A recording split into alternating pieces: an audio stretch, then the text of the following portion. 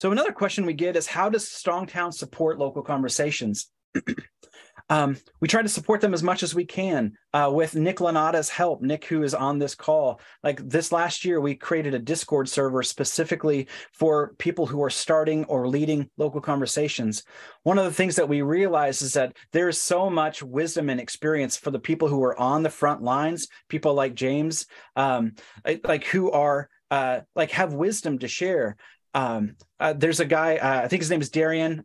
Sorry, Darian, if you're on the call, I can't remember, but he's in Nashua. The Nashua Strongtowns has a guide for new members that is so good that we're going to put it on the Strongtown site. Like, we want other people to see and benefit from the work that Darian has done. So we wanted to connect leaders with one another. So we do that primarily through the Discord server. We also do Zoom Hangouts. I send out roughly an email a month, maybe a couple times a month, with new resources. And then I'm on the phone all the time with people who are starting and leading local conversations, just kind of hearing the challenges that they're facing and helping them kind of work through those challenges. And Norm too, like Norm and I really try to make ourselves as available as possible to our members and to people who are on the front lines of the Strongtowns movement with the local conversations. Other ways that we try to support them, like we try to write about them. We try to get them on podcasts. We want to celebrate the work that local conversations are doing. This is the article I mentioned about Strongtowns Portland from last November. Office hours, I think, is a way that we're trying to help local conversations. We are putting together a series of discussion guides for the Not Just Bikes Strongtown series. That'll be out probably next week.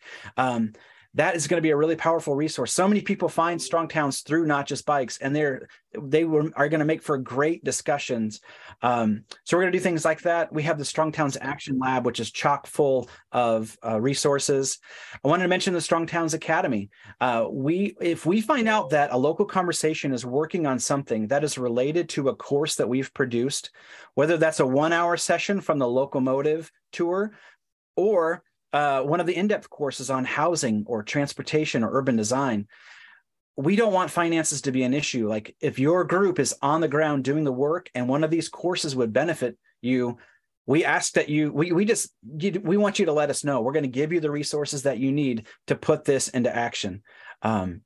I joked the other day that if we're not meeting our Strongtowns Academy budget, it's Norm's fault and mine, because we give this away all the time to people who are doing the work. And I think the board really likes it, if I'm being totally honest.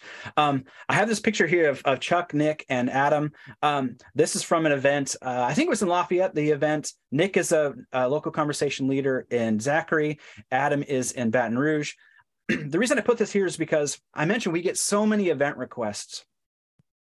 One of the ways that we are evaluating which events to say yes to and which events to say no to is, are there local conversations in that area who would benefit from an event near them? Could we give a boost of momentum to a local conversation group? Can Chuck or whoever the speaker is, would they have time to meet with local conversations leaders while they're out there? And so we want to support local conversation leaders with our events too. In addition to that, we haven't made this public, but I think this is pretty much what we want to do. We want to start doing more virtual presentations for local conversation groups. We found that even virtual presentations from Chuck, from Norm, from Daniel, from Rachel, who's on this call, who doesn't know, I don't think that we've talked about this. So surprise, Rachel. But the virtual presentation from a Strongtown staff can still be really powerful. And so that's something that we're going to be doing in 2023.